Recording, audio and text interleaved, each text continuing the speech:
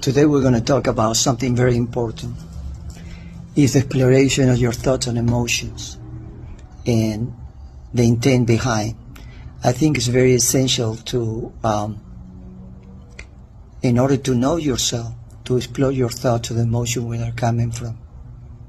Because every time you have some kind of a feeling or a thought, behind that there's an intent. So we need to discover behind that intent if that intent is coming from a good place. Sometimes we have ideas related to past experiences that were not very positive. So that gives you the justification to create an intent or a thought or say something based on a past experience and we might be absolutely wrong about it. So it's essential to be in the